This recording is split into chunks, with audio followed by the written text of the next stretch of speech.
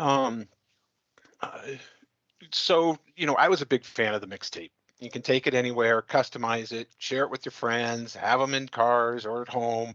And as we kind of fast forward to today, now we have our own personalized radio stations that just plays what we want. I mean, when I was making mixtapes, I never would have imagined that I'd be able to walk around with my own radio station with thousands of my songs that I prefer, right there in my pocket.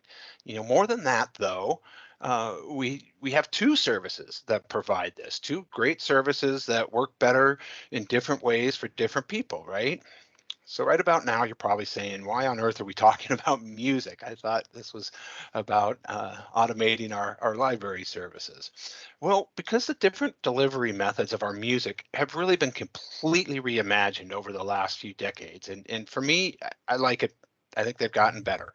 A lot less work personalizing my radio station than trying to record all the mixtapes. So and that's a lot of what we're going to be spending our time talking with you about over the next couple hours, is how you can reimagine what you do and show you how you could make that leap to Polaris.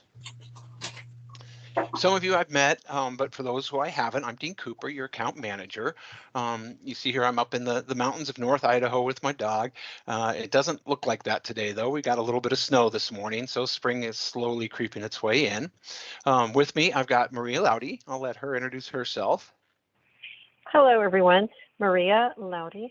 I'm on the other side of the country. I'm down in Tampa, Florida, and I don't think anybody needs to know what the temperature is here today. It's cloudy, it's overcast, it's a horrible day today.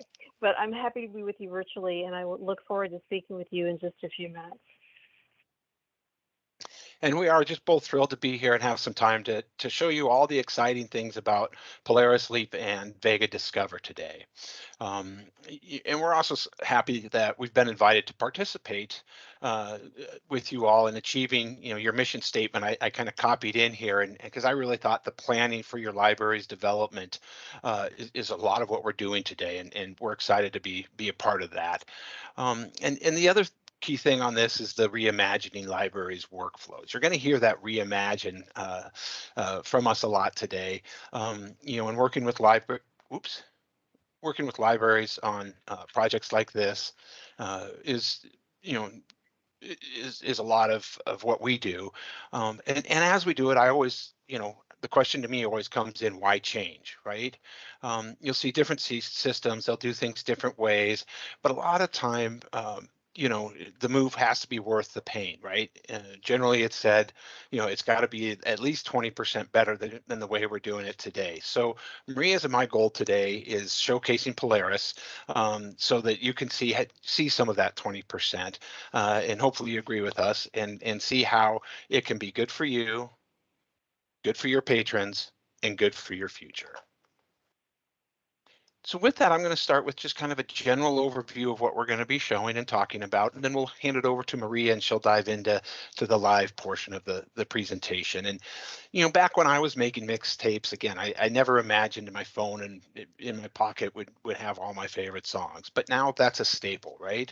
And that's a great example of liquid expectations, the idea that our expectations evolve with different experiences, right? I think the best thing in our library world could be how curbside pickup has been broadly adapted, right? We all embrace different delivery methods now in one form or another. Where 5 years ago, a lot of that wasn't happening, right? And so that really got us to reimagine what we can do for our patrons. So we need to be flexible. We need to have systems in place that allow us to automate and adapt with the changing needs of staff and patrons. And for that, we're giving you Polaris and Leap today. Applying liquid expectations in that same theory to the evolution of Polaris, the Polaris staff client is in use by public libraries all over North America, including some right in your neighborhoods. And the staff client, though, has evolved. There are a lot of libraries that still use the staff client, but there's also a lot of libraries that are using Leap. And when it comes to developing Leap, working with all these public libraries, the Polaris system evolved. We took the best practices over the years. So now when we're talking about LEAP being a modern interface, it's not just that it's web-based for the staff, but it's also a modernized workflow as different acquisition practices have gotten perfected and APIs with our vendors and other circulation shortcuts have evolved. In 2021, Innovative invested $3.5 million in development dollars towards the development of LEAP and the enhancements of LEAP. So it's not just repurposing the old Polaris, but reimagining how we can do it. So reimagine yourself working in the stacks with patrons on a tablet, or maybe with a bookmobile, out at the curb, working with them and helping with curbside pickup, or maybe you're off to Oktoberfest and you just somebody help somebody update their library card. Although you probably have better things to do at Oktoberfest than working with patrons. But the point is, you have choices now, and with Polaris and LEAP, mobility is a big part of the choices and the flexibility that we'll provide you for circulation. And that's one big reason that Polaris is in so many public libraries and consortia like yours. In addition to Monarch and Bridges in Wisconsin, Polaris has a lot of complex systems throughout North America and consortia. You can see, everyone in the consortia can have your own loan rules and patron types, and you can set settings at system, library, and branch level. Some of the highlights here, Chicago Public has 1,400 workstations. Similarly, Illinois Heartland is over 1,500 workstations. We look at CLC, the Central Library Consortium in the Columbus area. There are over 26 million in annual circ through Polaris. Maybe it's SILS, right? This is the entire province of Saskatchewan is on it. North Dakota, South Dakota, a lot of your neighbors for the statewide consortia are using the Polaris. And you heard me at the beginning talk about Polaris and Vega. So in addition to Polaris and LEAP, we're going to show you Vega Library Experience, or Vega LX platform. It works with both Polaris and Sierra. It uses a modern bib frame technology and really reimagines the patron interface and that discovery layer and how they discover materials and engage with us. So down the lower half here, you'll see for staff, we're doing everything the same with MARC records, but at this connect layer, at this point, we have a context engine that's turning those MARC records into bib frame. So when I talk about bib frame, we're following the Library of Congress on this. And we're converting those records. And so BibFrame is an extensible language. Think about a MARC record, right? It's flat. You've got the field number and then the value or the information that we put in on that, right? And so that's a flat record. Once we get to BibFrame and that extensible language, think of it more like a cube. I often think of, if I'm looking up something in Google, maybe I type in Wisconsin, right? I'm going to get the keyword results right below it, but then off to the right, I get a whole lot of other information, the weather, events, hotel rates, different things going on. And this is information that's out on the web that's just getting pulled in. So this is what we're doing at the discovery area with Vega, is we're using that extensible language to pull all this data in. And it's also very focused on our other communications. We're not going to get too much into these with you today, but understand it's an entire platform, whether that's a chat bot or a newsletter that you're able to filter and segment your patron base down, or maybe it's events and rooms and programs, or analyze and reporting on all of this. So just understand that we're going to show you what we can of Vega today, but there's a lot more there that we can build on down the road. And whether you're with Polaris or Sierra, the ILS is still underneath it, and you're cataloging the same there as you are today. And at the heart of all of this is the patron, right in the middle, being protected by us. As we put together our Polaris proposal for you, it doesn't, we have a bundle package. It's got everything that you'll need based on your current uses. Some of the naming conventions are a little bit different, but we'll guide you through all of that. I want to highlight a couple things here just real quickly, specifically the last thing, the site manager. Polaris does deliver support a little bit differently. We still use Supportal in the ticketing system, but we assign each account a site manager. And this site manager runs a team that works with you. So it's a smaller team that knows some of your customizations of Polaris and provides a little bit better consistency in your answers and allows you to build that relationship with a single point of contact as well. I'd also like to point out the LEAP has won the Modern Library Awards for multiple years, including this year's awards. Some of you are using Sierra Express Lane. I want you to understand that Polaris has a very similar version called Polaris Express Check. You can use the same hardware that you have today. The interface will just be a little bit different for the patrons there. Equally, certainly always want to provide the option of using the innovative mobile app. This has a built-in self-checkout that can allow your patrons to check out using just their phone.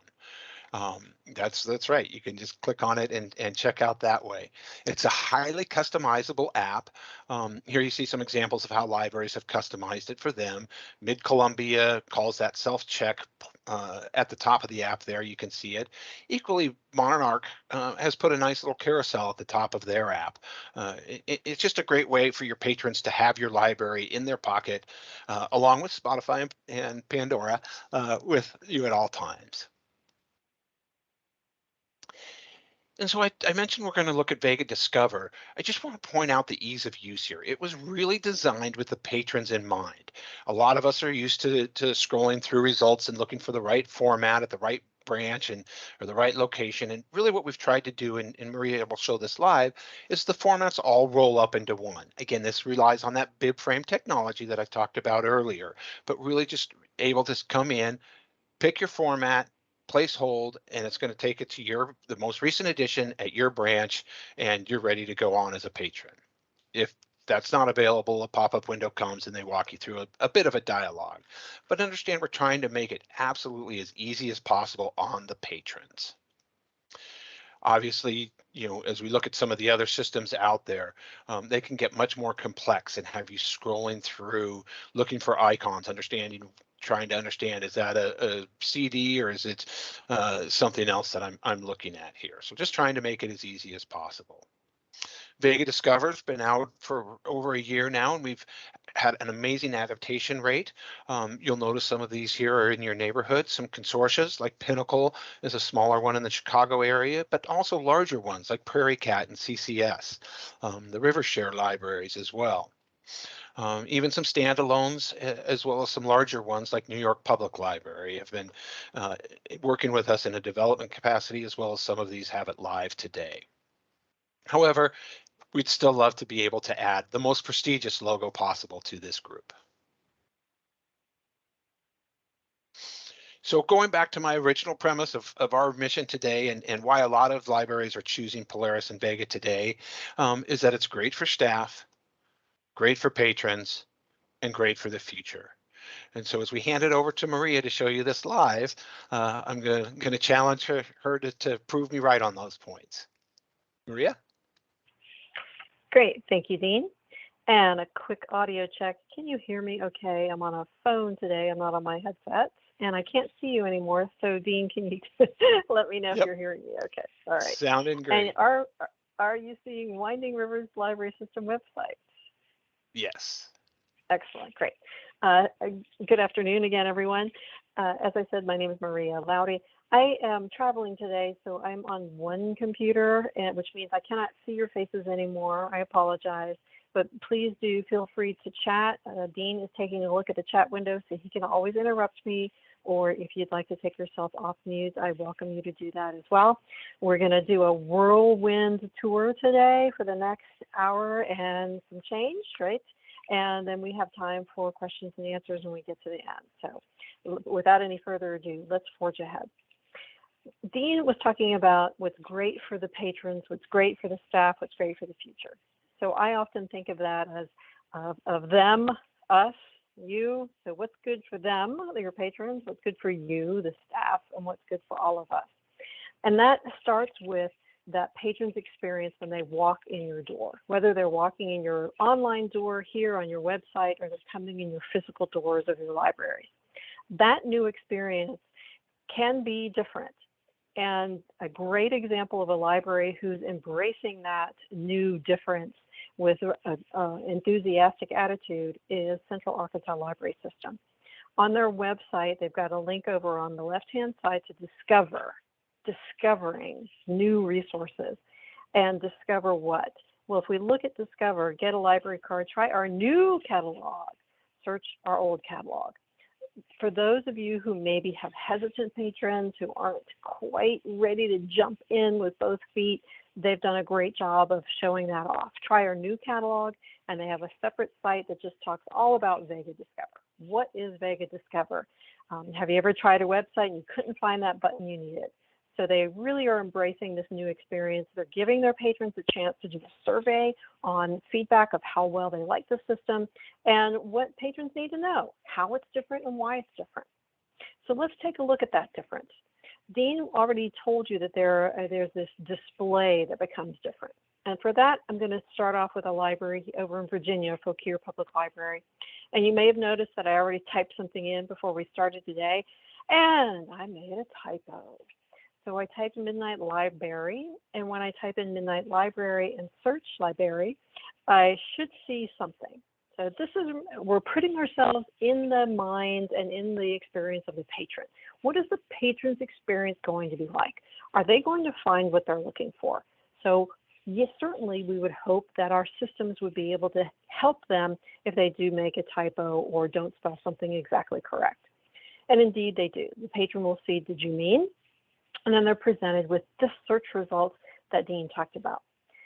Right away, let's think about that patron again. Where is the patron? Is your patron traveling like I am on a laptop?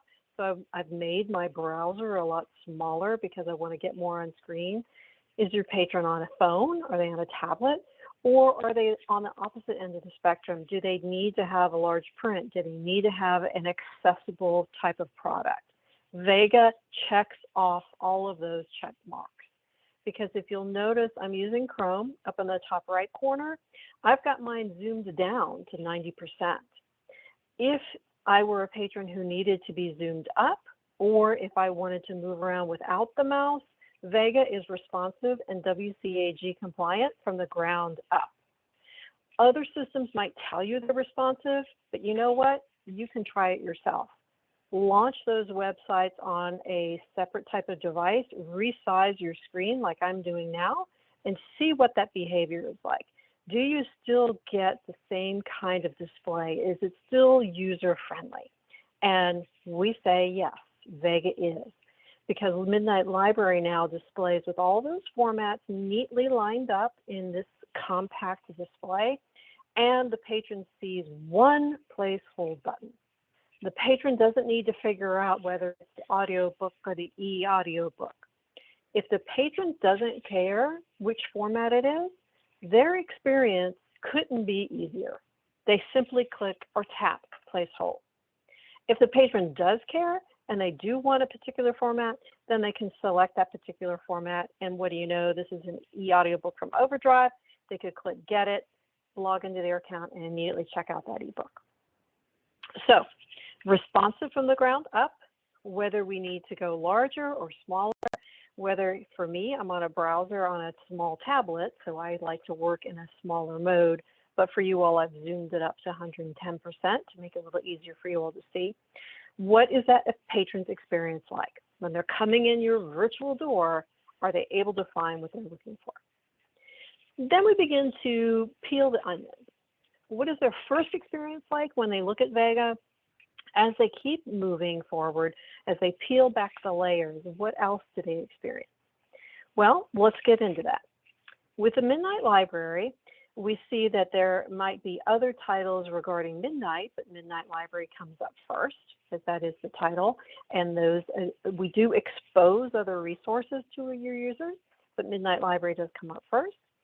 If the patron then selects Midnight Library and they want more information, what they'll get is more information coming from Synthetics Unbound, which comes as part of Vega, and also coming from what Dean talked about. When we convert your data, you don't do anything differently. You continue cataloging exactly as you have been, and many of you in the room probably don't catalog, so continue to do what you've been doing. But down at the bottom of the screen, you can see what Vega does for you. Vega will build in related resources. This happens automatically. It also brings in contributors. So it pulls all of that data out of the record and exposes it to the user, as well as topics that the user could explore. This happens all automatically. You don't have to do anything. Also, we pull in from Synthetics, so when you look at the Details tab, it will show you information from Synthetics Unbound. There's the You Might Also Like, or similar authors, or professional reviews, or awards, or about the author. Synthetics Unbound displays all these different pieces, and some libraries can choose. There's one panel here that you don't see, and it happens to be reader reviews. So libraries can choose. Fauquier has decided they don't want to display reader reviews, so they've hidden it from their display. And you all can choose whether or not you want to display those. So a couple of quick searches, and then we'll look at how it is from the staff experience. So this is all in the eyes of the patron. What is their experience like? If the patron were to do another search, maybe a popular one is Where the Crawdads Sing. When they start their new search, they see other formats as well, available at multiple locations. And because you all have lots of locations, that at this point, Vega doesn't know where your patron is. So it's going to show all of the available locations. There is a little pro tip here that if the patron were to select any one of those libraries, it brings up what's called a drawer on the right-hand side. And patrons can then go through. Now with these folks at Fauquier, they only have 3 branches, but it would display all of the libraries in a drop-down. However, once the patron goes into your door, whether they're in your virtual door and they've logged in, or they come in your physical door and they're in the library, then it's going to default to your library full name. So we'll know which library she is at, and we'll display the call number for them appropriately. So we get a lot of questions about that, what call number displays, which library displays, we're in a consortium. That's what happens. If the patron is not in the door, either physically or virtually, then Vega displays all of the locations available. But once they log in, or once they're in one of your physical libraries, we have what's called a kiosk mode, and Vega knows where the patron is and will display your library's call numbers first. And if there are questions about that, please do let Dean know. I'm moving quickly through the Vega Discover experience so we can get right into your staff experience and what you all are wanting to see today. So a couple of quick searches. I talked about CARCS, Central Arkansas. That's one for you to look at afterwards. And I also just was looking at Fauquier Public Library and displaying a couple of searches for them. I'll do one more, and then I'll talk about what it's like for the staff. This is public libraries in Jefferson County, 40 different libraries. You can see, again, I've started with my Midnight Library search because I do that quite often. I like to do that as a search. I'll go ahead and click Find It, and it displays the search results as well. There's that Did You Mean and a display. You also might notice that with Jefferson County, there's some links up in the top left. So there are 2 right now. There'll be up to 5 in the next release. So you all can customize what those links do. For Jefferson County, they're going to KidsCat, or they're going to hours and location. And back where we were in Fauquier, they have links back to the original classic catalog, Webpack in this case, or reading a book. So those are customizable by the libraries as well. Remember that I'm talking about being in the eyes of the patron. So I haven't even done anything else other than do a search. You will see over on the left, there are ways to refine the search results. So patrons can narrow it down by format, by age group, by persons, etc. Those of you who work with children, if you're a children's librarian, or you're working with teachers and working with students and trying to get information for them, We might find that helpful. I don't know if Jefferson has this particular series, but I'm going to do a search on Jake Brigance. And when we look at any one of these, I'm going to maybe take Sycamore Row. They now have many more formats. They have book, ebook, large print, audiobook, audio, paperback, and what else? Self-playing audiobook. So you see what happens when there are more than just those that can be displayed. Vega will give you that left and right arrow to display more. The reason I brought up Sycamore Row and Jake Brigance is because I talked about how different pieces of information come from Syndetics Unbound, and this is a great example. Sycamore Row is part of a series. So Syndetics Unbound will show you more in the series, and as you hover over, or your patrons hover over, they will see that summary of what the title is about. You'll also see here those reader reviews. Fauquier turned theirs off. Jefferson has turned theirs on. Those reader reviews are not monitored by you. You don't have anything to do with them. They're controlled through library thing. And as I said, if you don't want to turn those on, they can be hidden from the display. There's that you might also like.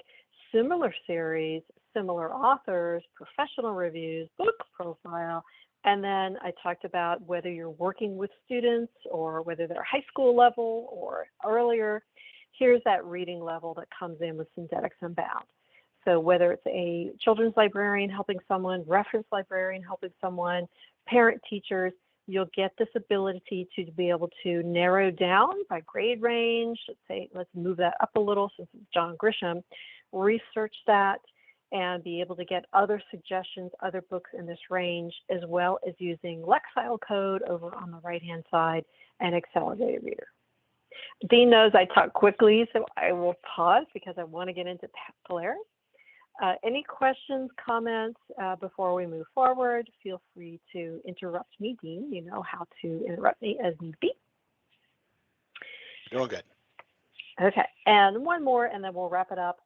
There is we want to log in. So I'm going to log in now to a site that I have access to and wanted to see what that experience might be like. A little bit different look. This is our sales demo. So you'll notice we've got a link over on the right to find our InReach. Being part of an InReach network, that's an option for you all as well, if you want to have that link there. And I wanted to finish this off with logging in because we talked about the ebooks. So ebook integration is here. If the patron wants that ebook, all they need to do is log in. And when they log in, they will be able to check out that book immediately. And remember, eyes of the patron, well, where are they? Are they on a laptop computer like I am? Are they on a tablet and they've got a Kindle? Do they want to read in their browser? All of those options are available for them, and they can just choose to read it now in their browser. That ebook is now checked out in their account in Vega. So when they look at their account in Vega, they'll be able to see that ebook. Indeed, up at the top right, here's Delilah Demo. It has 4 checkouts, 8 holds, and owes $5. When she looks at her account, she can see there it is, flat broke with 2 goats, and it's an ebook available from Overdrive. If she decides she doesn't like it or wants to return it, she could check it in or get that item as you just saw. All of that is part of the patron's experience. There's one other piece to the patron's experience, and that is that many of you have what we often call a library of things, materials that people may not know that you check out. Maybe it might be something like a Wi-Fi device, or maybe telescopes, or kayaks, or fishing poles. How can you get that patron to know what you have? We call that showcasing it. When I search on Wi-Fi, I get something called Wi-Fi hotspot, which is part of a library of things. This is something that the staff can create, you all, if you so choose, and it gets exposed in these showcases. So this is a staff-created showcase on a library of things. We see it was created by the reference staff. There are kayaks, holiday cake pans, all kinds of things that patrons can check out. And it's very easy for staff to create these because once those catalogers have created the record, anyone can go in, if you've been given the permission, and add these items to a staff showcase. When they get added to a staff showcase, the patrons then will see them. I've logged in now as someone who is a staff person, and the staff then have these showcases that can be taken out of Vega and emailed off to patrons or put into messages to patrons to let them know you might be interested in these particular books. So these are some showcases that staff may have created, such as Poetry Month or Spring Gardening or John Grisham books. And you'll notice that some of these say they are draft and some of them say they're published. So if you're doing things like, believe it or not, summer's right around the corner, summer reading, you could create a summer reading showcase when summer is over, set it to a draft mode so you don't have to recreate it again next summer. And you'll see that's what I did with Christmas and Hanukkah. Oh, Hanukkah's still published. I really ought to unpublish that since Hanukkah is over. So as a staff person, those showcases can be unpublished and published at will.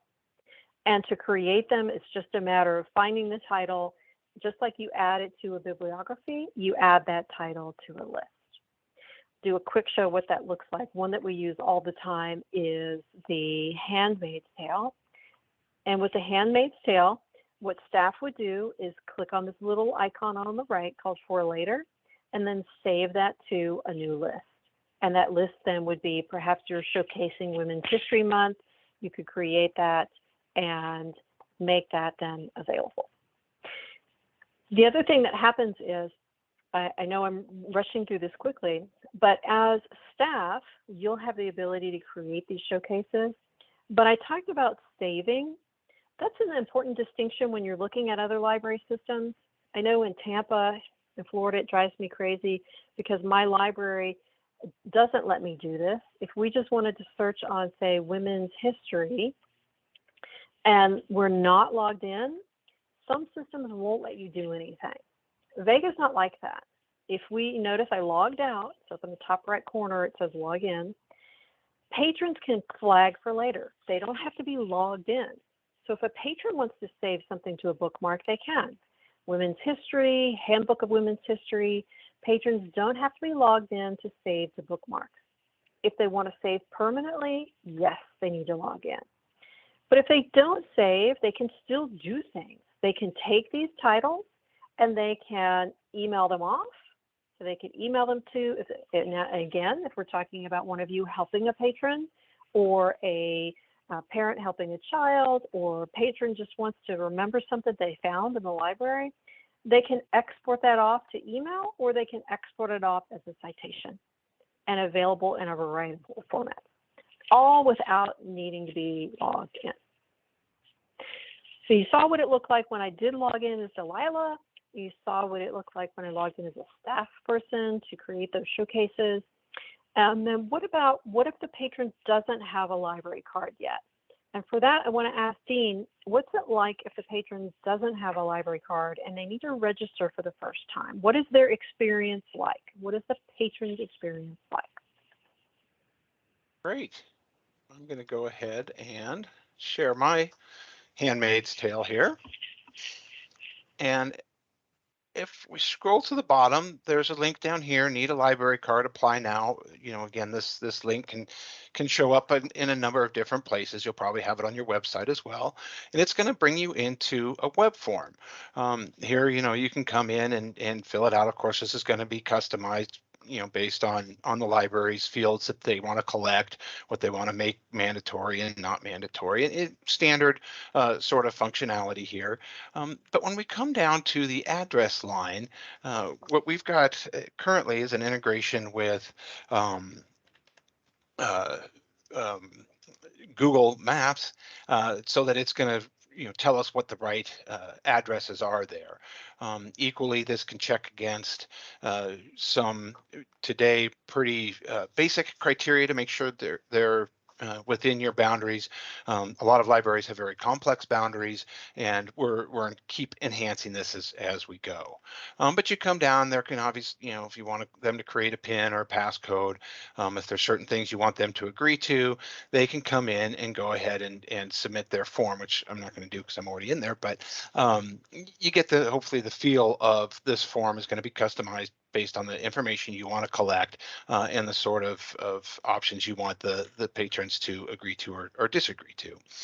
And then once I do fill that out, I've just come into my Gmail account here. And this is off of one that I filled out a while ago.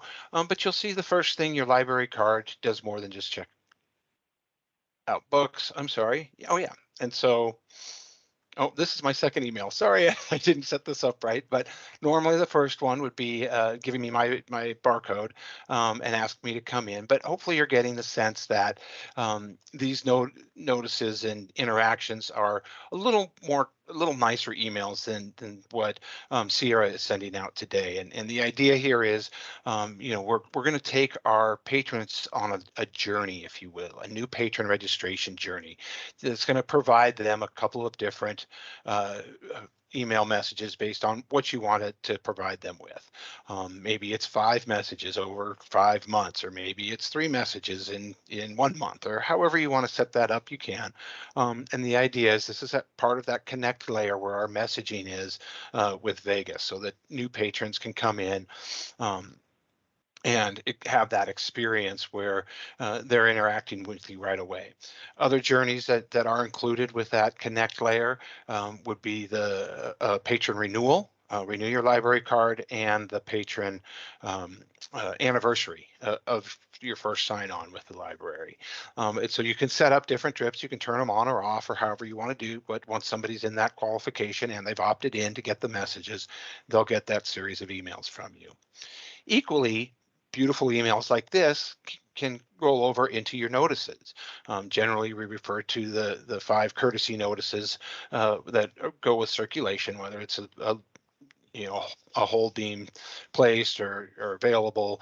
And so the idea here is that those hold notices, you'll be able to also provide some additional information about things going on at the library, or maybe a carousel of new to the libraries or new releases and such like that. So we're really trying to provide that more modern experience here with Vega Connect, which is part of Vega Discover as we're proposing it. So that's a little bit about the patron interface and the patron side of what we're proposing. Maria, do you want to show us what the staff interface with LEAP would look like? Absolutely. I'm excited to do so. And to pick up where Dean left off, your patrons, when they register for a library card for the first time, they'll get that beautiful email welcoming them to the library, and they'll get a temporary library card so they can start using library resources right away. If you so choose, sometimes libraries tell us you want to limit access, and that is all configurable and part of the setup when we work with you during your implementation. But let's see, how do we know that someone's just registered for a library card? What's it like for you? Right? We started off with what's good for them, the patrons, now what's good for you, the staff, and what's good for everyone in the library, both you and them. And that has to do with your experience. We're switching gears now and talking about what's your staff experience like. You'll notice I've got a screen up here, a word after word after word is power from Margaret Atwood. Wonderful quote. This is the staff experience. These quotes can be changed by the system administrator. So Nate and team, if you all would like to put something else in here, I did not get a chance to do so today for you all, so I apologize for that. I often do that in our demos where I'll go in and put some kind of message. So many libraries can use this to remind staff, hey, next Friday we're closing early, it's Good Friday, or putting messages up there for the staff to see when they log in. If you don't, you'll see some nice random quotes from authors that will appear on screen. LEAP is our web interface. It is Polaris. Polaris has, Dean talked about a staff client, a Windows client, just like what you have. Well, I shouldn't say just like, because just as though Pandora and Spotify are 2 different systems, Polaris and Sierra are two different systems and were developed with two different programmers. So Sierra that you know, Sierra has that SDA, Sierra Desktop Application, and Sierra Web. The Sierra Desktop, as you know, needs to be installed on all computers, and then Sierra Web is a replica of that. Polaris is a completely different kind of experience. Going back to that reimagining. The Polaris desktop client, that looks very much like what the Sierra one does.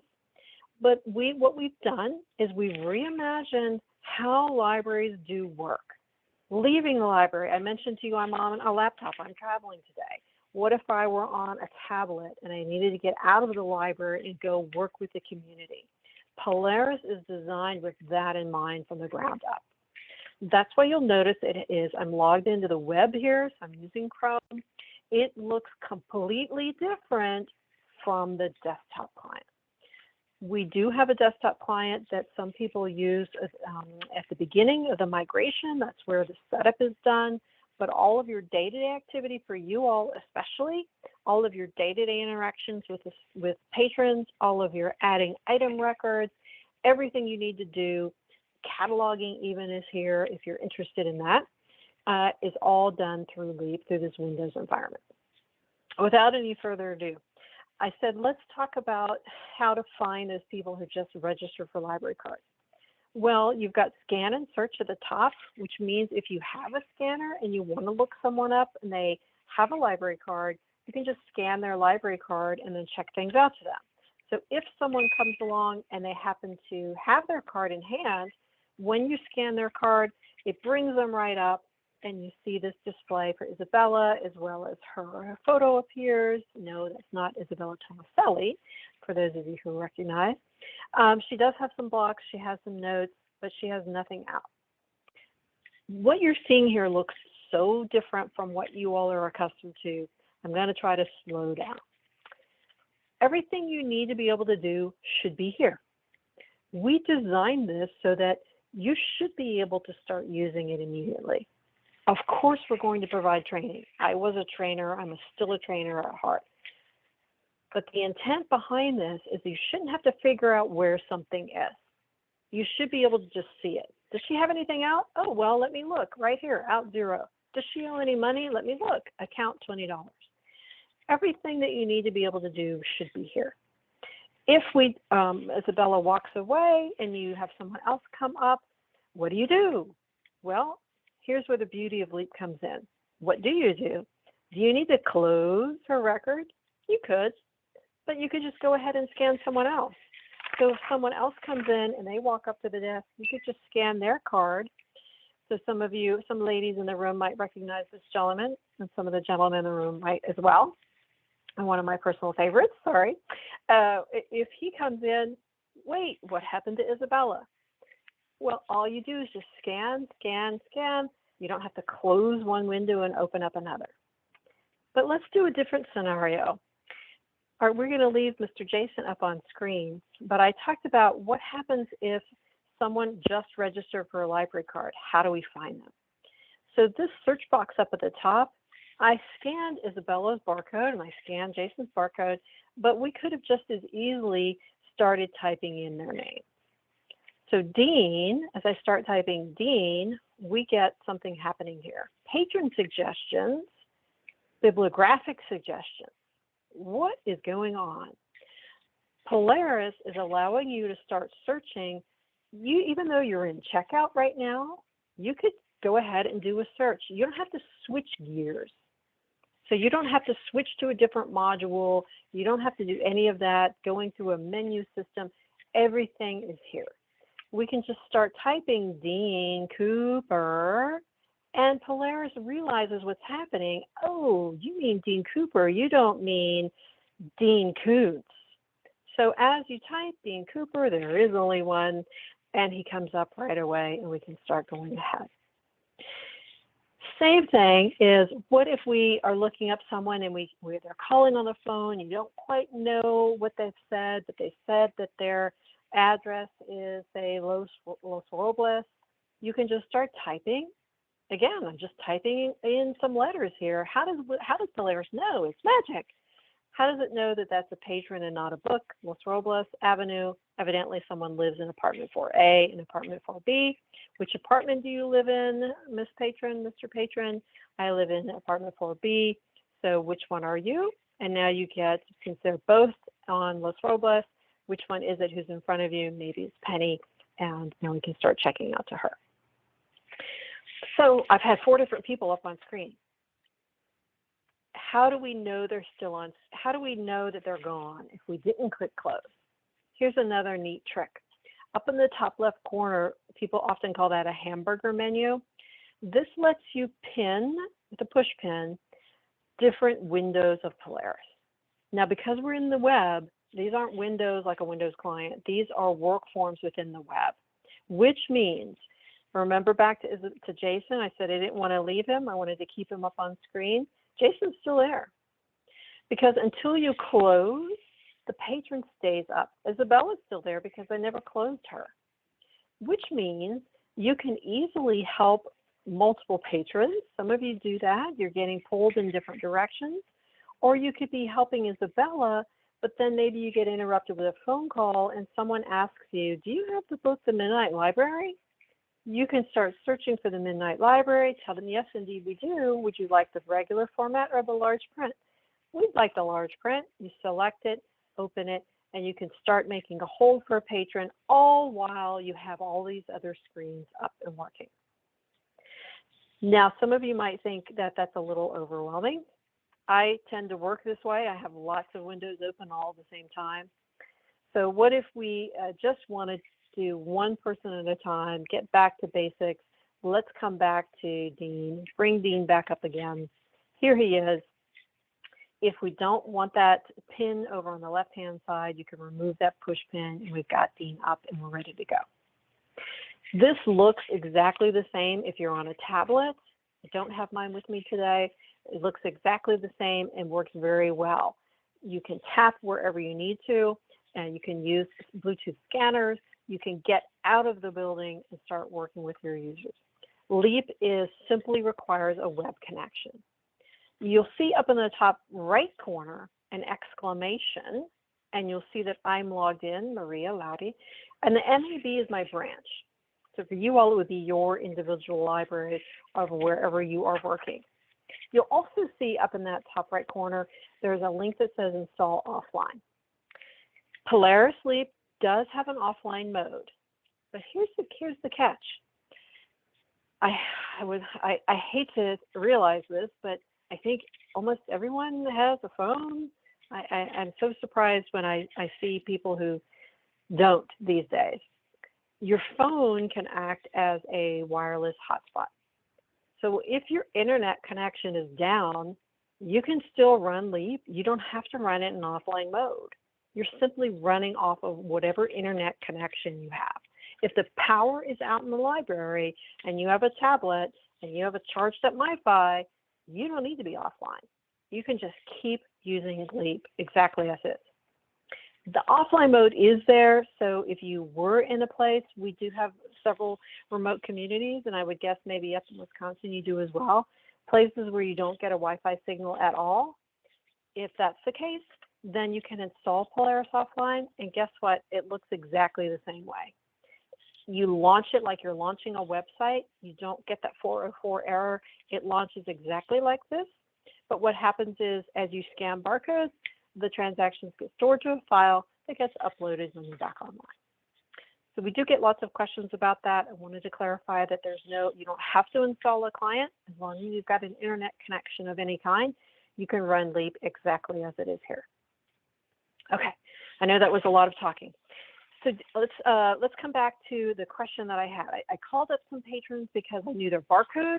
I called up Dean because I knew his name. What if we need to look for patrons and we're at a loss? That patrons that got registered this week and we don't know how to find them. Now we start to, just like with Vega Discover, we start to peel the layers of the onion. Let's get into some more detail about Polaris. There's a find button here to the right, or you saw that as I started typing Dean, It just automatically found him as well as bibliographic suggestions. That's just the base type of searching. This find here on the right of the box is a turbocharged version of, I don't even know how to compare it. Maybe a turbocharged browse query combined with create lists for a user-friendly environment. That's the best thing I can think of today.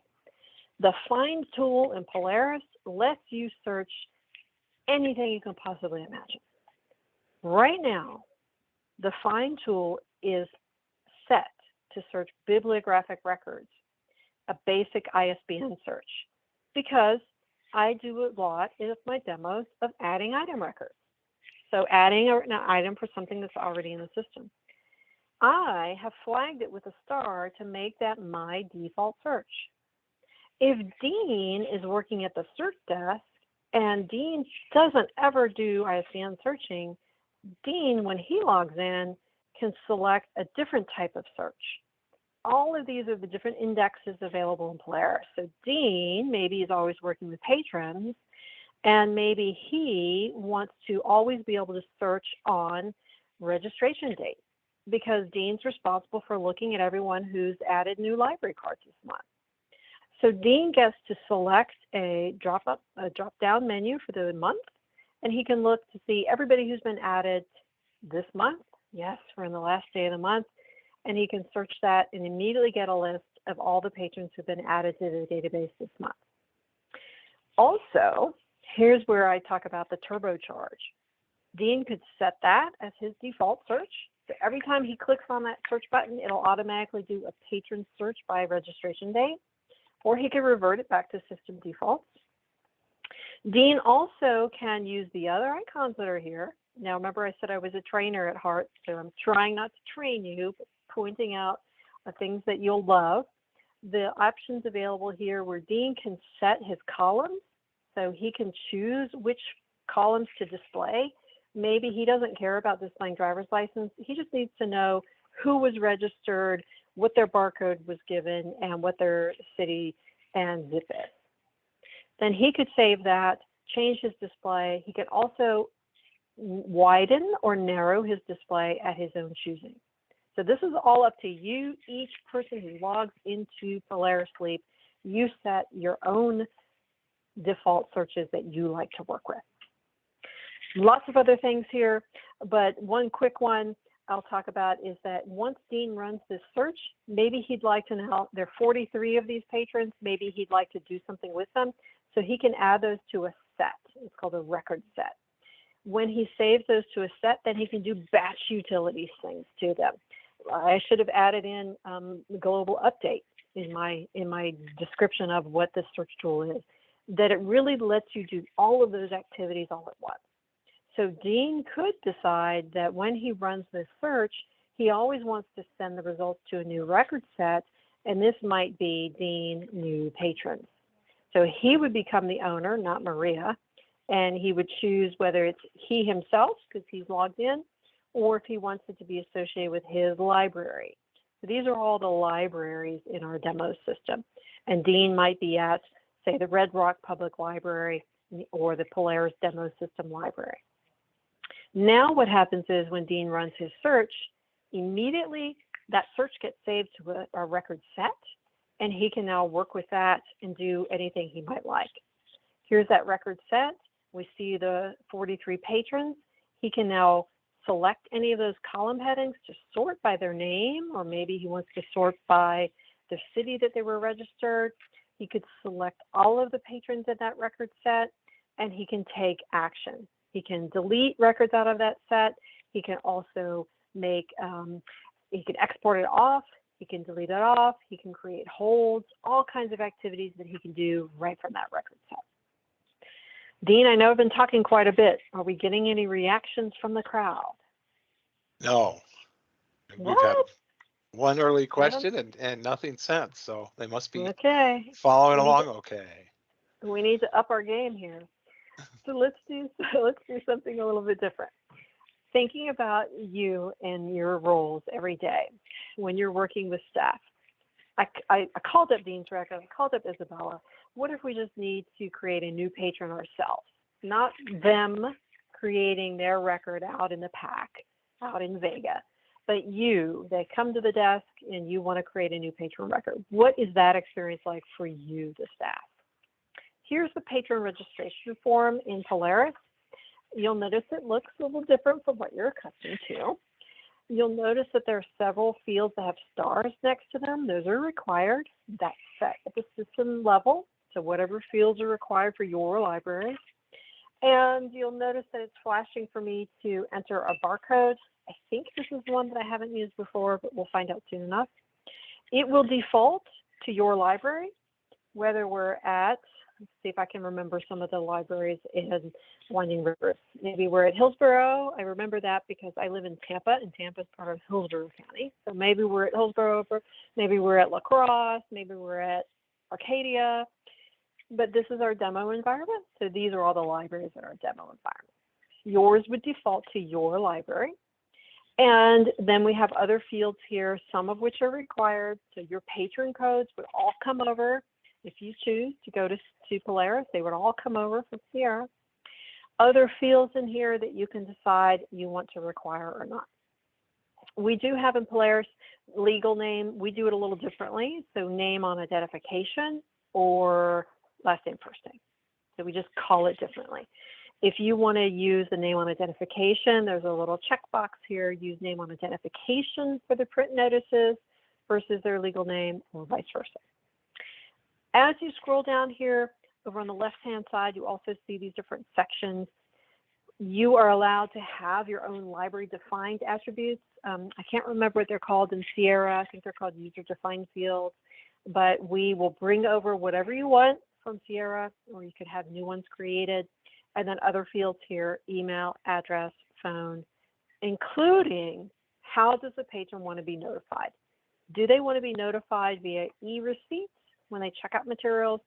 How do they want their notifications? All of this is very easy to see, all right in the patron record. And then further down, do they have a preferred language? Do we want to exclude them from collection, et cetera, et cetera. And you could even upload a patron image like you saw with the patrons I brought up. Imagine if you're on a tablet, how easy that would be. You don't need to have a separate camera next to the desk. You can just update the image and take it right from your tablet device. When we create a new patron, if there is a duplicate, you'll get a message. I'm not going to go through creating all these in the interest of time, but here's where you can see if you define certain fields that need to be required, need to be there, you'll get those messages when you try to create a new patron. If there are questions about that, let me know. Let's come back to doing some checkouts. I brought up our Jason. So with Jason, when we brought him up, I told you that you ought to be able to start using Polaris without any formal training. We're going to provide training, but the whole point is, when you look at this, could you see yourself using it? Could you find what you need? Can you do what you need to do? As soon as you scan Jason's barcode, Polaris is already flashing a cursor at you to check out to him. He already has one item out. So we can see he has the Fighting Arts out. But if we needed to check out to him, the cursor's already got you. It's right there. Scan in his barcode. You get a green box that says checkout successful. Scan in another one, and you'll get that checkout. If you get barcodes that are not found, some libraries still do have materials that aren't barcoded. You might get this. If it cannot find a barcode match, you'll get, would you like to create an on-the-fly record? So you can continue with that, excuse me, and it'll give you the option to create a brief record. You can determine the material type, the loan period, etc. We don't get a whole lot of these anymore, but every once in a while, libraries say they have a collection of materials that aren't barcoded. But by the way, this would work as well with interlibrary loan. So if you're checking out materials from another library, you can just use their barcode when you check it out to your patrons. You can scan in the barcode from the lending library, put in a title. Many times libraries will do something like ILL and then whatever the title is, and because then you create an item record and you can check that title out through Polaris and keep track of it. Talking quickly here. Anything else we might need to do? Jason's my good patron, so he doesn't owe any money, doesn't have any blocks, so forth. I'm going to complete his checkout. If in his patron record he had indicated he wanted an e-receipt, it would send that e-receipt immediately. If you wanted to print it, you've got a print button here. You could print that receipt. And again, we keep thinking about reimagining and getting away from a desk. So if you're not at a desk with a printer, you're using a remote printer, or you're simply not anywhere near a printer, you can always email him those receipts. I have some bad patrons. So I have a bad patron, Mary B. Bad, and she has blocks in it. Notice, you don't get a pop-up as soon as you call up her record. Polaris, different philosophy. And Polaris says that the mindset is, do we need to block you from seeing Mary? No. We only want to block once you try to do something. So if you try to check something out to Mary, that's when Polaris will now say, this patron is blocked. Why? They have notes, they have an overdue, they owe money, they have exceeded maximum fees, and to top it all off, their privileges are suspended. If you want to continue and you don't have permission, then staff permissions kick in just like you used to. So if you don't have permission, if you have part-time people who work at your library or assistants and you don't want them to continue, they would not be able to continue. I can, so I can continue on, and I checked out that item to Mary B. Bett. This is where oftentimes people raise questions, so feel free. But here's Mary. I was able to check out even though she had blocks. She has an overdue and she owes money, and she has a loss, and she has a hold. If you wanted to look at any of these, you simply click them and go to her $52.25 that she owes. My throat's getting dry, Dean, so you might have to jump in here. We can right away look at what she owes. She has lots of different charges. If she tells you, I only have $2 today, can I just pay the $2? Sure. Well, do you want to apply it to specific overdue, or do you just want to select all of them and then pay that $2? Then Polaris will simply take it off the top, and you can record how it was paid, and it will take it off from the top forward. Let's pay that, and it takes that off. If Mary says to you, I thought for sure I paid that, over on the right-hand side, you've got an account summary. You can look at all of her transactions, and many libraries who are looking at Polaris for the first time really love this because we see all of her transactions. You can sort it by date, by reason, by title. You can also then, if we see here's a payment that was accepted, you could select that particular item, and you could look at the item record, or you could, back on the screen, select with the selection box and view the history or the properties behind that. So you could look at the history to see that was done originally back in December, who it was, when it was due, or you can look at the properties of it as well to see for that item itself, it was a payment that was accepted, when it was accepted, about the item, and so forth. And you can always print that off and send her everything if you wanted to print that list for her. Okay, some other things that libraries who are new to Polaris really like. I think we're good on Mary and checking out and overdues and those kinds of things. The other kinds of details I think would be self-evident, such as when I checked out to her, it assigned a due date. Those are due dates just like you have now. That with Polaris, it's a combination of the type of material and the patron type will determine that due date. So those all come over when we do a migration, but you can always alter it. So if we wanted to change that due date, you've got an option to reset the due date here and change that. Okay, I think we're good on that. There's some other things that are here that Polaris libraries, when they first start using Polaris, really like.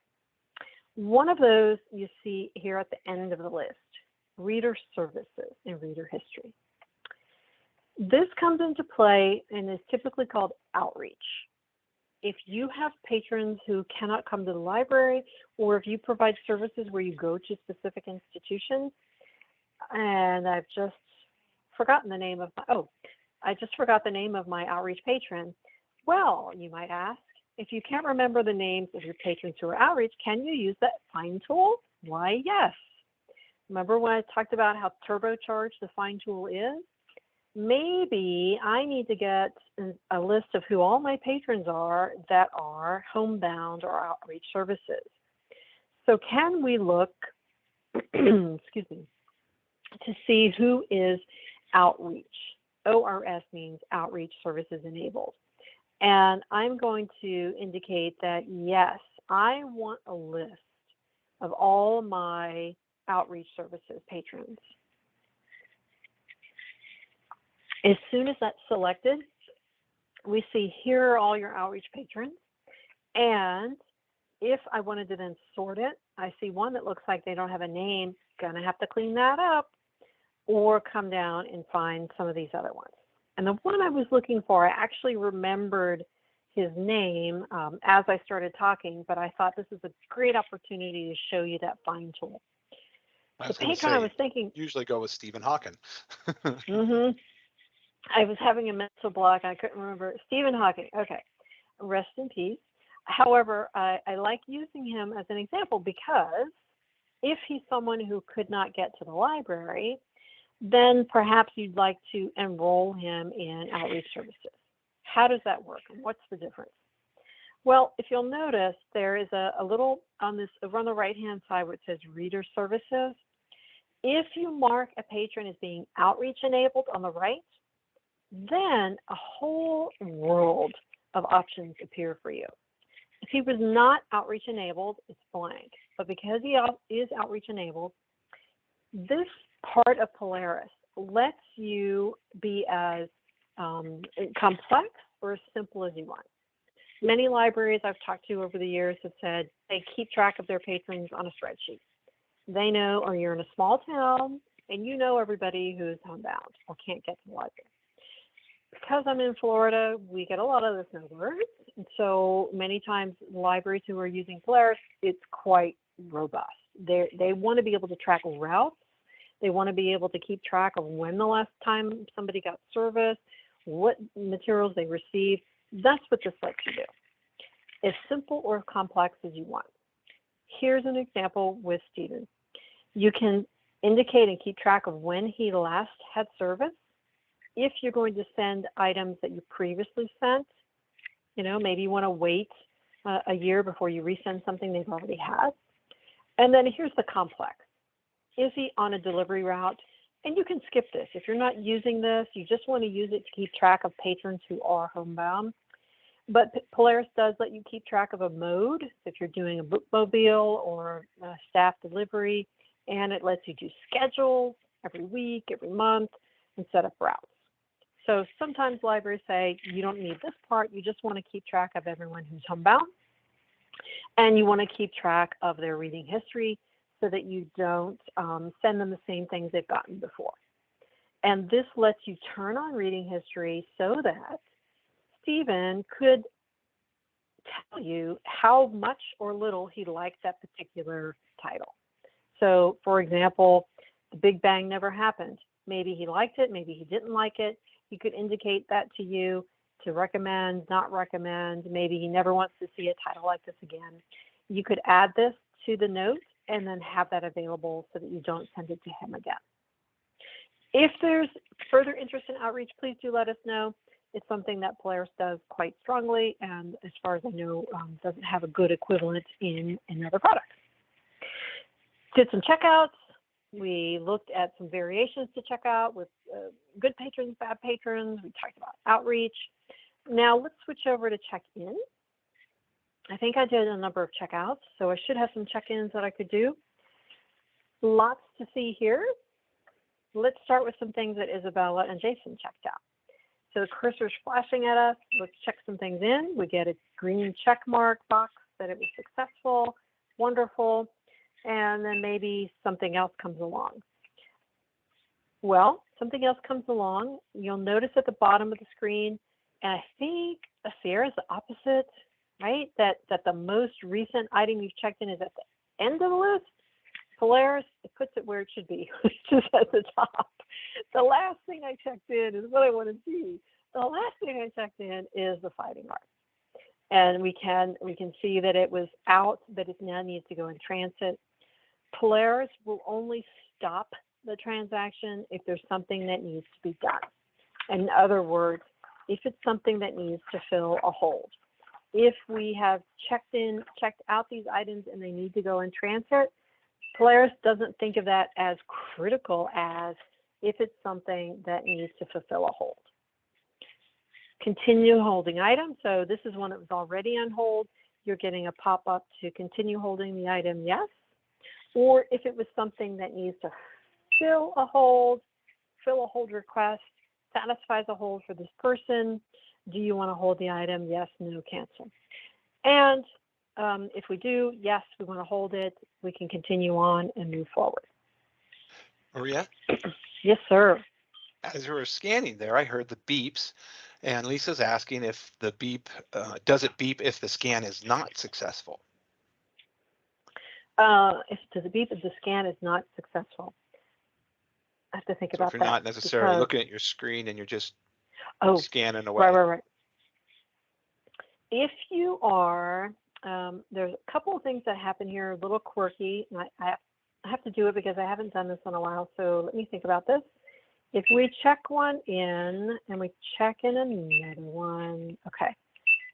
I'm trying to scan and nothing's happening. If you'll notice with Polaris, the left button is highlighted. So if I press, move the mouse out of the way, if I press enter is the same thing as clicking continue. But if I just scan, then no, it does not continue on. And let me double check that, make sure I'm not making that up. So if we scan in one, and I need a message that's going to pop up. So here, okay, and I scan, nothing happens. So in answer to her question, if you're not looking, I'm not looking, and I scan, it will not do anything. Hope that helps. Okay. I'd like to start peeling some more layers. We've done a very simple checkout check-in. Let's start peeling those layers. We've checked items in, but now we see in this checkout, there are different modes. So it's not just check-in, but what else is here? In-house check-in that will track statistics. So if you're checking something in, but you're checking it in because it's in the library already, and you want to count that differently, if you notice I just checked in Huck Finn, but if we select the mode of in-house use, the whole screen clears, and now you get item is currently in the library, in-house use check-in succeeded. No separate menu that you have to go to. All of this is part of check-in. And yes, it is tied to permission, in case you're wondering. Inventory is here. Real-time inventory, especially if you're on a tablet. You don't need to scan in barcodes and upload them later, but there is an actions menu over on the right. You can do that. So you can load from file, but their inventory is real time. So if you're running an inventory and you've got a tablet or you have Leap here on a laptop and you just want to go through the shelves, you can start doing an inventory and away you go. Also missing part and shelf ready. In the interest of time, I'm going to skip over those real quick. I accidentally zoomed in, sorry there. I'm going to come back and check something in and just check it in regular mode. Back to check-in. When you do the check-in, if you check something in and you wanted to see what it was, here's where those layers come in. Notice that if I click on Adventures of Huckleberry Finn, as soon as I click it or tap it, it opens up the item record. So it goes right to the item record.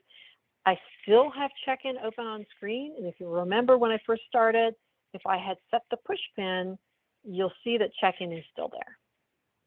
So at any point, you can jump into the item record, jump out just by closing that screen, and you're back in check-in.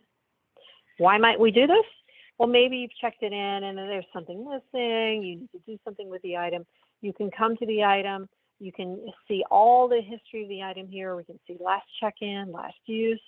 You can look at more information about the item. This gets into a further discussion. We'd love to talk to you about how the loan rules work in Polaris, how you can set the loan rules by either the material or the loan type and the fine code, who can access that, permissions associated with it, etc. But we can go straight from the item record back to circulation here, do whatever we need to do. I talked about the item record on purpose because if you are working with item records, not bibs, and let's say you get in another copy of Maria's movie Come Back, here we were in circulation. Now all of a sudden we're looking at the item record. We're moving around without needing to switch modules. You can go straight from the item record to the bibliographic record simply by clicking on that bib number. Now we're in the bib record. Oh, but by the way, over on the left, you still have check-in open. That's the beauty of Polaris, that you can go wherever you need to go without having to close one screen and come back to another. On Maria's movie Come Back, this is what the bib record looks like. And you can see here all of the items that are attached to it. There are 2 copies at 2 libraries or branches. If you want to buy, remember all the libraries in Winding River? So if we're at Hillsborough and we need to add a copy at Hillsborough, is there someplace on screen where you can add a new item? Why, yes, Maria, new item. New item screen comes up with a template. You'll each have your own templates. These are in our demo database. You'd have your own. You wouldn't see all of these templates. You'd see the templates at Hillsborough if you are at Hillsborough. I just have a lot because I do this all the time, so I have all of the templates available for me to see. You would not have that.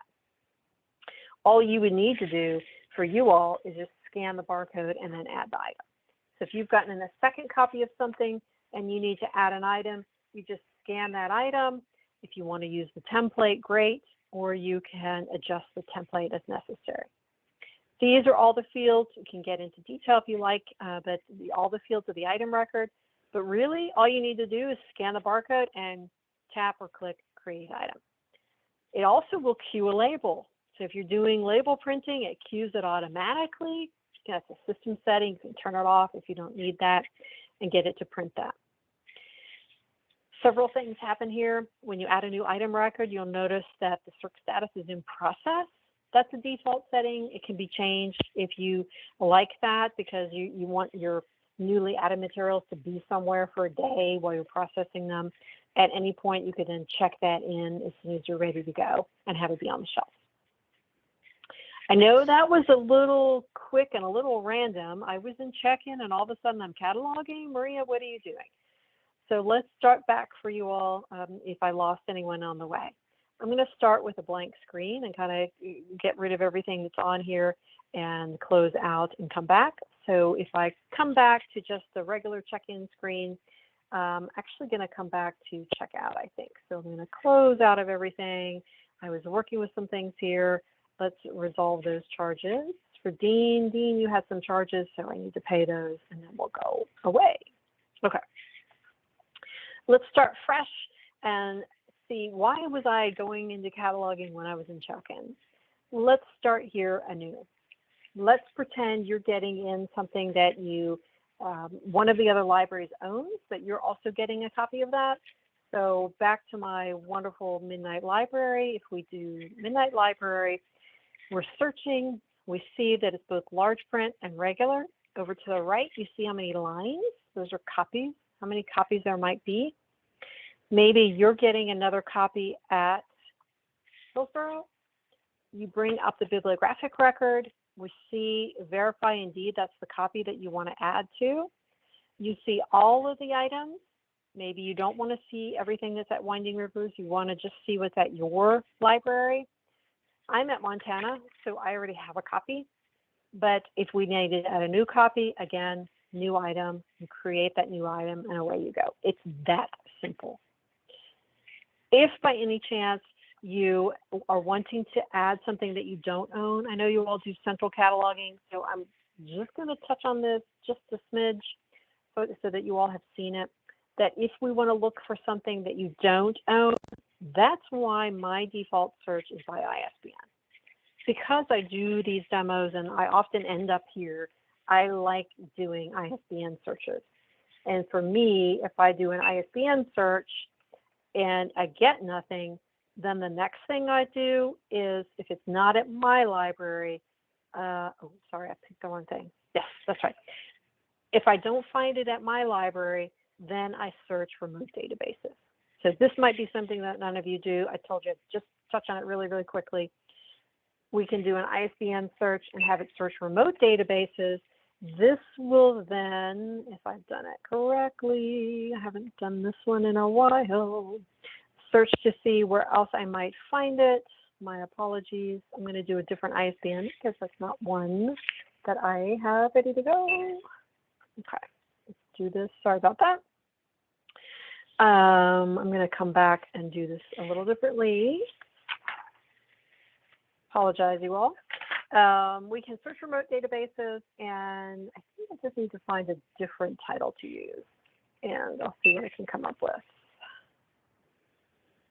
While I'm messing around, Dean, have any questions come up in the meantime? Back when you were doing check-in and the beeps were coming in, Yeah. Michelle was asking about if those beeps could make different sounds, or at least Polaris could send to whatever hardware was making the beeps signal to do a different sound if there's something that needs attention versus a successful scan. I haven't messed around with that. I would think that we could, but I have to say that's not one that I've ever messed with, because from your Windows, you can generate different sounds. Dean, I don't know, have you touched that at all lately? No, I did reach out to Dennis and Carrie to see if either of them knew off the top of their head, so we'll see. Okay, good enough. So for whatever reason, my ISBN doesn't want to work, but I still wanted to have you see this. So I just switched to a title search. And this is what it looks like if you do a search from Polaris and you don't own the title, or you do. Polaris will show you, hey, look, you have it locally, Midnight Library, but then it's also available at a HioLink. So these are just simple Z39 targets. Or if you wanted to get it from Sky River, which is Innovative's database as well. This is what the Z39 looks like. We can select, and maybe not Midnight Library since we already have that one. How about jumping off library shelves? And then you bring it into Polaris, just like that, new bib record. If you all are not doing cataloging, you're just saving, you could save records. Polaris will remind you if there are any MARC validation errors, and then Polaris will let you create, here's that bib record, and you could go in and look to see items. Here are the items. There are none because we just brought it in, and there's that new item that you saw. All right, I've jumped around quite a bit. I have one other thing I want to talk about, that why libraries love Polaris. Back to the reimagining. So we talked about taking the laptop out or taking a tablet out and what that experience would be like. I talked about printing. If you don't have a printer, you can send those e-receipts so quickly right from the patron record. There is one other activity that libraries do on a regular basis. It's under utilities. This is one of those tasks that works really well on a tablet, and it works really well if you are a traditional printer and you like printing. In Sierra, you may know this as paging lists. In Polaris, we call it pick lists. And you'll notice it's called different things in different systems if you happen to be looking at any others. And of course, we don't want you to look at anything except Polaris. But in Polaris, it's called pick list, meaning you need to go to the shelves and pick things off of the shelves because patrons have placed holds on them. So that's why you may think of them as paging lists. Pick list processing. Titles that patrons have placed holds on that you need to go pick from the shelves and fulfill holds. This, imagine, if you will, being on a tablet. So you're on a tablet, you could rotate this display and make it vertical as opposed to horizontal. And if we are at a library where we need to go to different sections of the library to pull the materials, you can tap on any of the headings here to sort it. So you could tap, sort that by collection, tap, sort it by call number, or if today you just want to pull the large print, you don't want to go through the whole list, you can come over to the right and filter it down to large print, and then you're getting just the large print materials on your list. If you're the kind of person who likes to print, sure, you could print off this list, but if you're working from a tablet, you simply go to the shelf. If you find it on the shelf, you select it with the checkbox there, and then up at the top, indicate that it's located. It's that simple. If you can't find it on the shelves and you're part of Winding Rivers, you've got this option to ask me later or mark it as missing or deny. So ask me later, maybe you think that maybe that's on the reshelving card. So you could click or tap ask me later, and it will come back to you later in the day. If you mark it as missing, it takes it off of this list immediately and changes the status to missing. If you deny, it's going to go back into the queue, and one of the other libraries in your system will see it on their list. So I meant to say the pick list, this is the pick list for your library. I'm at Montana, so it's showing me all of the items that are at Montana that someone has placed a hold on. If Montana can't fill it, it will go onto the pick list for someone else to fill. This is the one I said works really well in a portable environment, because you're on the tablet, you go off to the shelves, you tap that you indicate you found it, and then you tap located, and away you go. If you can't find it on the shelves, I said this is where you can click or tap anywhere. You could tap on the barcode, it opens up that item record, and you can look through that item record and see, well, the last circulation date was 22 years ago. So maybe it's missing.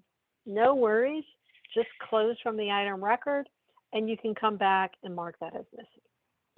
So we wanted to show you how seamless it is to move around Polaris, to jump from one place to the other, and to work in a reimagined environment. Maria? Dean. Yeah, real quick, could you jump into a mark record and look at how it's displayed and how it would be edited? Yeah, absolutely. Right from here, even though I'm on the pick list, I could select the item record. This particular one doesn't have a cover image, but I said that here we are in the item. If we want to go to the bib, right in the middle of the screen, bib control number 614648. You select that and it opens up the bibliographic record, and now we can see the bib record. I didn't get into this earlier, so across the middle, items, mark, headings, statistics. So this is just the brief display. If we do want to get into the mark, you select mark. And let's say we wanted to add a tag. You know, I haven't cataloged in probably 20 years, but I do know a 500 is safe. So if we wanted to insert a tag, insert. What kind of tag you want to insert? And we know 500 is safe. It automatically pops up indicators for you as undefined. It automatically tells you to do a control Q to get your first subfield delimiter. And I know I can safely do autographed by the author as a 500. Add that, and away you go. It adds it down at the bottom. When you go to save the record, it will automatically reformat it and put it in correct mark order. If we needed to delete a tag, oh, well, delete is grayed out. Which tag do you want to delete? Maybe we want to delete that 500, select it, delete tag.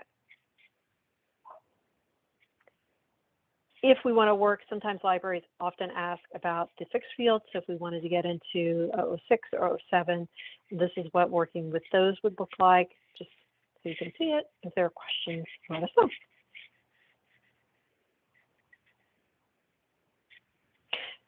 Dean, to wrap it up, I know I'm putting you on the spot.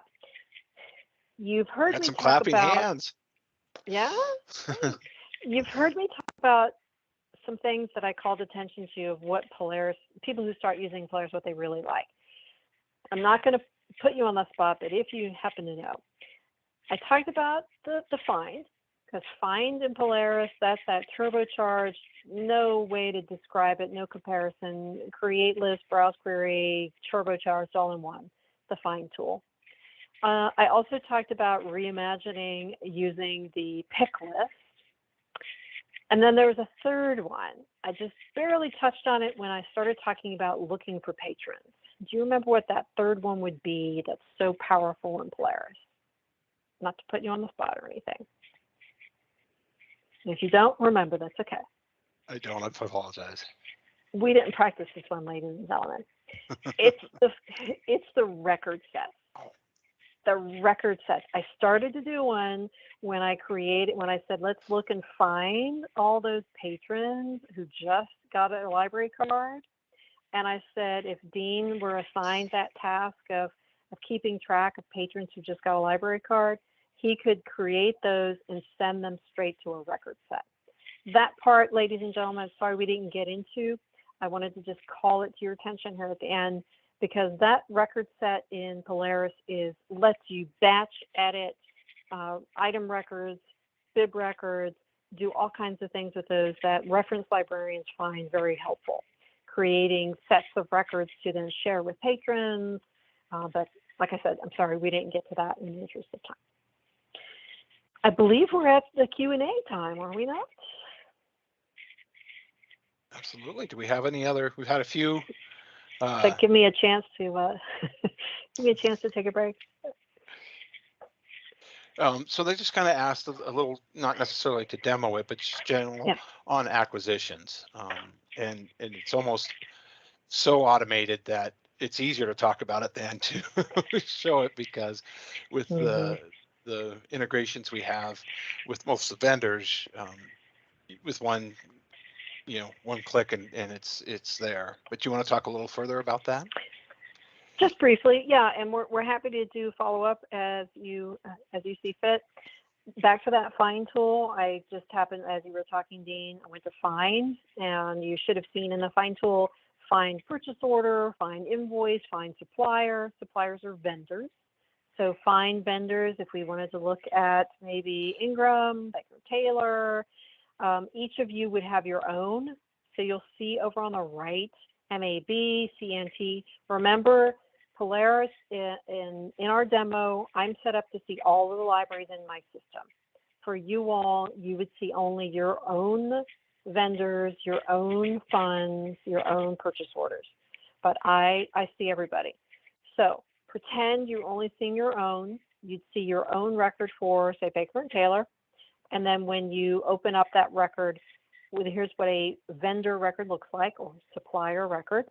Looks very much like an item record. So same kind of layout, their name, and then any notes associated with them, where you send your orders, and then links to, this is all about the vendor. So where you send orders, where you send payments, where you send claims. Or we could use that find tool again and look up, maybe we want to look up some purchase orders. So purchase order, I use an asterisk in the interest of time, just bring up everything. You can immediately see at a glance all of your purchase orders and what their status is. So if we wanted to look just at things that we worked on this year, well, that then comes into using the find tool and using those combination options, where you can then narrow down and say, I want to look just at POs from fiscal year, this fiscal year. Or you can look at all of them. So I have all of them here just quickly to see. So status maybe canceled. Those are all canceled. Maybe I want to look at some other ones. If I scroll back up, it's bringing up everything. So I've got some that are partially received. Let's just bring up any one of them, open it up, and what a purchase order looks like, very much like what you saw before.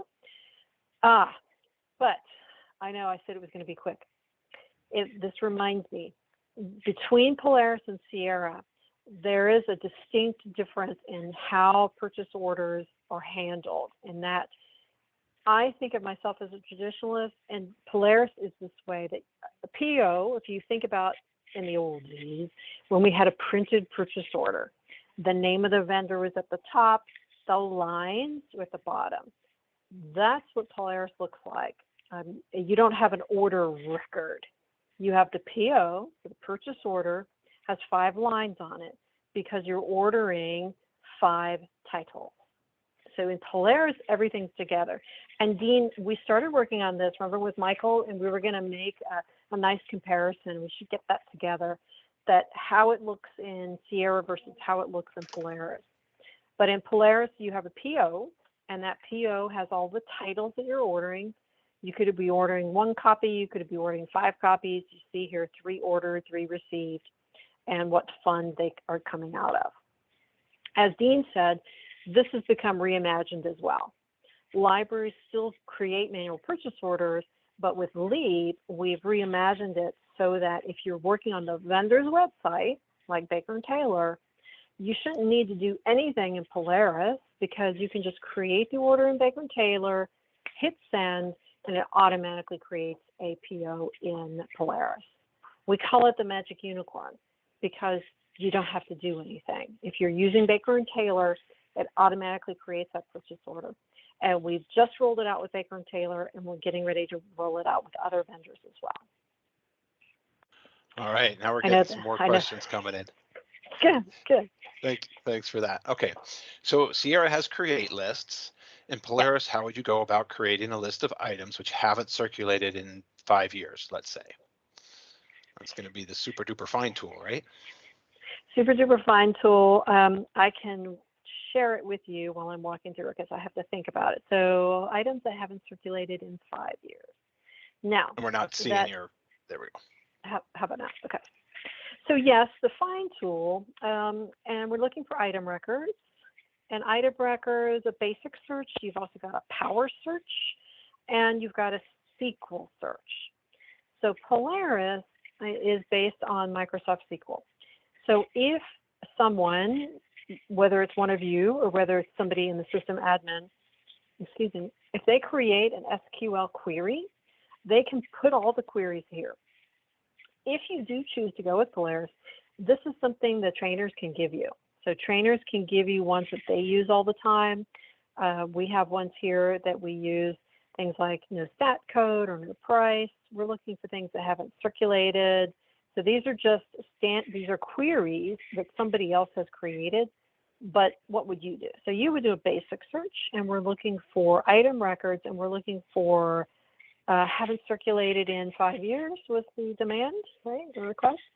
So maybe checkout date, probably checkout date, and that checkout date would have been from a certain date to a certain date.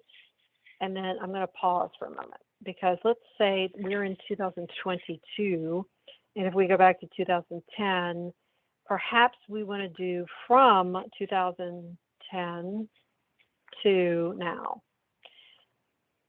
Item record, checkout date. So that's not what we really want. We want things that have not checked out since a certain date. So thinking out loud, we may want to go with a different field. We want no checkout since a certain date.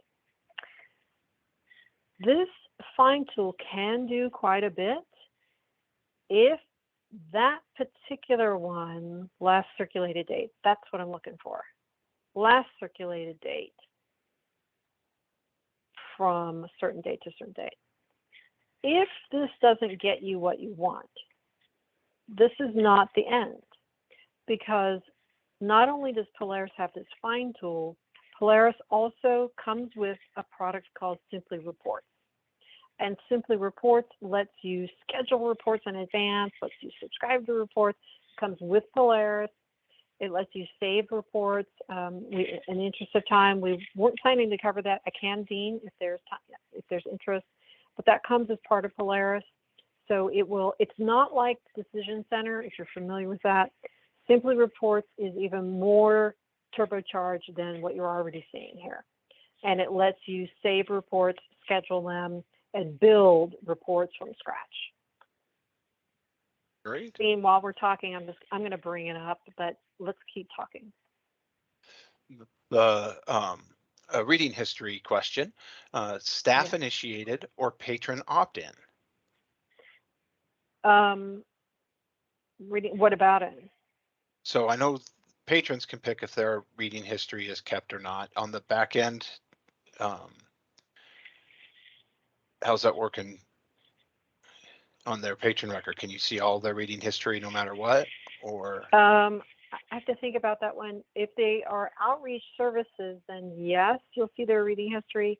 but if they are not outreach services, you shouldn't be able to see their reading history if they've checked the items back in. Right. I looked at that just recently. And if they've opted in for it, though, will it show? I don't. I have to look. Okay. They shouldn't, but I don't want to say that and then be wrong. So can we do that one as a follow-up? Yep.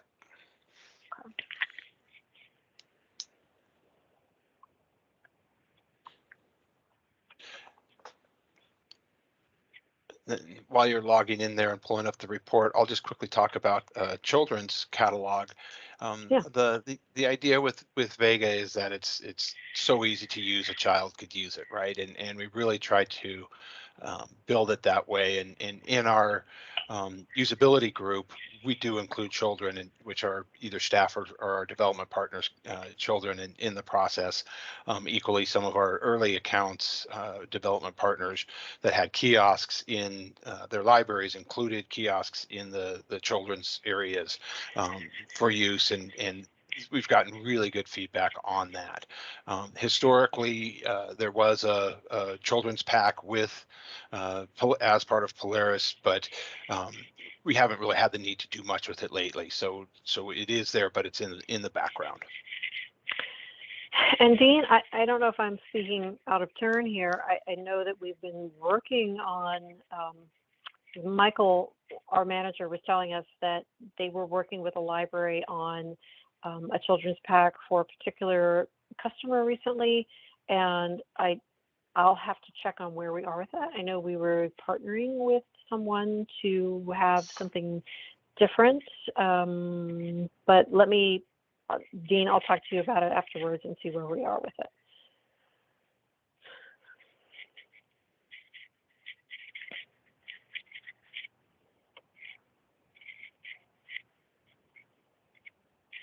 And while we were talking, I just brought up the Simply report so you all could at least see it. And if there are questions, we're happy to talk about it more. This is an example of a canned kind of report, items lost and missing. I ran it for a particular library, and then I could, over on the top right, choose to download it. There are also options here to save it. So save it to Word, Excel, PDF, TIFF, etc. Print it. And then all of those canned kinds of reports that come with Polaris, with this report manager, are all here. So we were talking about things that hadn't circulated. So if we come back and look at some item types of reports or circulation types of reports, these all come as part of Polaris.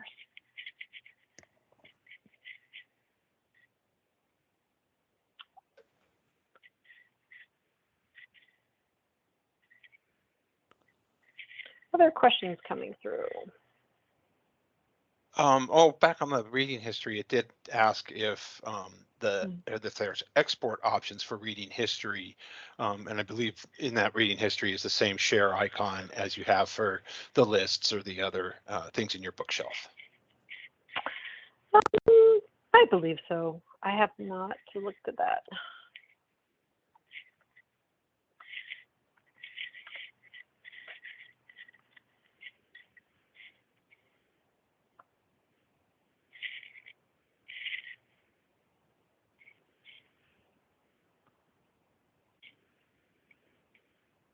And you hit those three little icon or the three little dots. Yep. Yeah.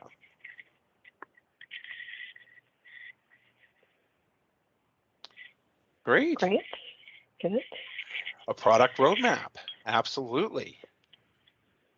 So for Polaris, we're working to get to the same sort of schedule as we do with Sierra, where we're trying to get to two releases a year.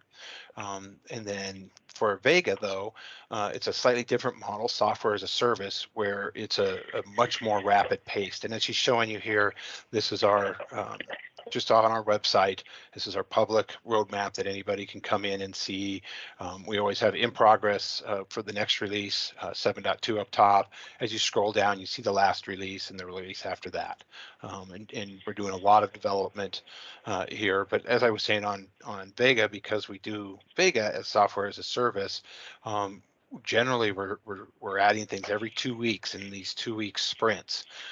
Some of those are small little things, but for some of the more significant ones, we roll them out in the off mode, and then the libraries can go and add them and turn them on. But something like translation improvements, as we see here, that would just get pushed out, and there'd be no downtime for the patrons, and they just those updates just occur under the software as a service model. And by the way, for those of you who are not familiar with this website, this is, as Dean said, AAA.com. Off of the main page, we've brought this about, I think it's been 2 years now, that all of this is publicly accessible. So you can see the product status boards. Here's Vega, Discover, and you've got a link up in the top right to submit your own idea. If there's something that you think the product should have, you are more than welcome, all of you. So everyone at all of your libraries can come in and submit ideas.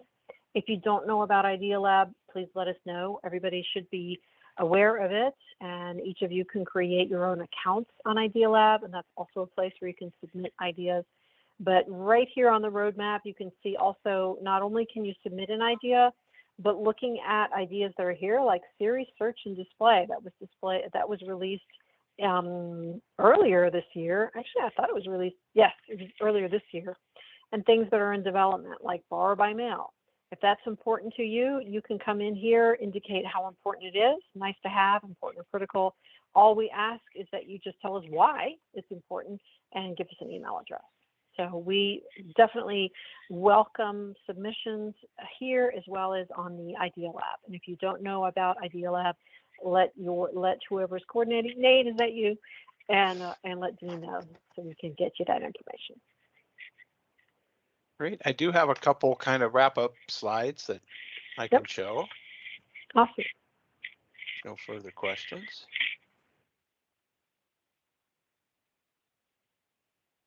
So I'm going to start by going back to kind of the challenge for us. Hopefully, you were able to see that what we mean when we say Polaris and Vega are great for staff and great for patrons and great for the future, and really help extend your library presence there. And a couple things of how we would get from point A to point B, right? And how would this happen? First of all, I want to say that nobody knows the Sierra data better than us, obviously, right? And so our services team and migrations implementation team, we're with you from day one. You get a project manager, a base camp area that goes through all the steps of implementation, and besides the kind of the details of making sure the right data is in the right place in the new system. Nobody's going to do that better than us, and this team is absolutely phenomenal at doing that with you.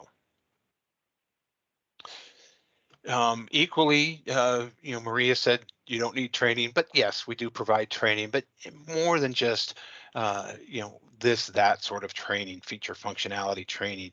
We also include change management as part of the training, because it is a lot of the human side of change. And if you guys decide that Polaris looked great today and you love it, we want to make sure that it's as easy and stress-free process as possible. And so we do include change management along with 60 hours of training that we provide in the process. And we do certainly have all of our steps along the way. We're using a Gantt chart and making sure communication, everybody knows where we're at on everything. If something slips, everyone knows why, and we're able to try to keep the rest of the project on schedule. And then once you're live, I talked about your site manager, but it's more than just your site manager. There is a whole team there. The Polaris experts or site manager, as I said, they all have MLIS degrees. do get to have a very close experience, a working relationship with them. I'd submit, if you want a testimony on that, reach out to your friends at Bridges and ask them about their support. They've told me that they really like this model. Hey, Dean. Yeah. And I think it's also important to note that when we talk about a site manager, that site manager is married to you for life. So it's not just during your implementation. You get an implementation team that works with you through the implementation. And then when you get turned over to support, you will have your own assigned site manager, and they will know your system inside and out. So that's a big difference from what you're used to now. And Maria just showed the roadmaps, as well as the support.iii.com area, where not only are there places to put in support tickets, but also a lot of videos and webinars and other training sorts of information that's open to everybody. You don't have to just be the system admin to have access to this. This is open for everybody.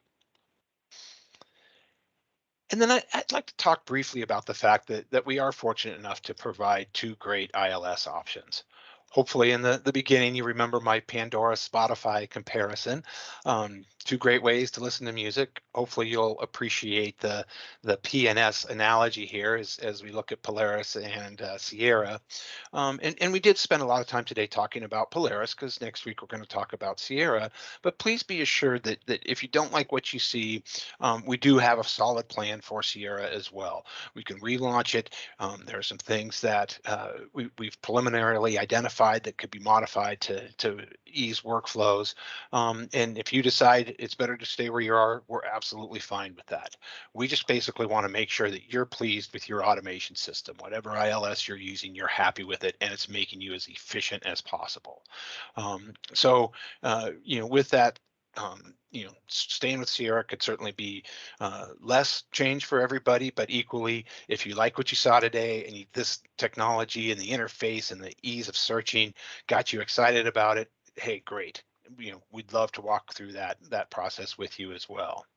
And one great thing about either option is they both work with Vega for the patrons, whether it's at the discovery layer, as we spent most of our time today, or maybe it's calendaring events and newsletters. We're able to keep that patron data all in one system, and also keep the focus on the patron at the beginning of it. I kind of showed those beautiful emails in my mailbox and the ability to put different things in it. What I didn't touch on was how easy they are to build. You don't need to be a programmer or learn a new language. It's just kind of a drag and drop. What you see is what you get interface, super easy to use. And then, as I mentioned, keeping all of that patron data in one place does provide for a higher or extended patron record. Not only are you seeing their circulating activities, but you're seeing what events they attended at your library. Maybe you're seeing that they opted in for summer reading last year, but not this year. So you're able to have those sorts of conversations with them starting at a little higher level. Maybe you want to play around with Polaris and Leap a little bit. Well, we have a test drive site set up, testdrive.iiidiscovery.com. Go and fill out the form, and then we'll send you some login credentials, and you can start playing around in it. Obviously, it's not a full catalog underneath, but we try to have enough records in there to make it worthwhile for you. And you'll just see firsthand how easy Polaris can be to use. And with that, I do want to share. We hired a company. Well, I didn't say we hired. A company called Tech Validate went out and interviewed our customers. We had no control over which ones they interviewed. We had no control over what questions they asked or what sort of feedback they got. And with this, I'm just going to share a few of these, top reasons that some people purchase Polaris over other systems, right? Really, the ILS functionality was found to be better among 77% of them. Some of the consortium premium services become a big part of that decision-making process. Equally, the quality of support that I talked about, it has been something that keeps showing up as we interview our customers more and more. And equally, the development of Leap as a complete application for you is getting great feedback as well. And then I could show these forever. This is going to be my last one, but just really improving that library experience with Polaris. We really want that to come through. And like I said, this is a third party firm that went out and interviewed a number of different libraries based on their ILS and some of the findings that they shared with us. So with that, I'll go back to my basics of great for staff, great for patrons, great for your future. Every journey begins with a single step, and hope you're ready to take that journey to Polaris. All right, well, thank you, folks. Pending any last minute questions, we'll cut you loose. So thank you, Dean and Maria. We'll be in touch with you. All right, then we will exit and you all are staying on, I guess. So Right. thanks, everybody. Yep. See ya. World's members are welcome to stay on for kind of a debrief. Bye, everybody. Thanks, everyone. And feel free to send questions if any arise. Will do. Thank you.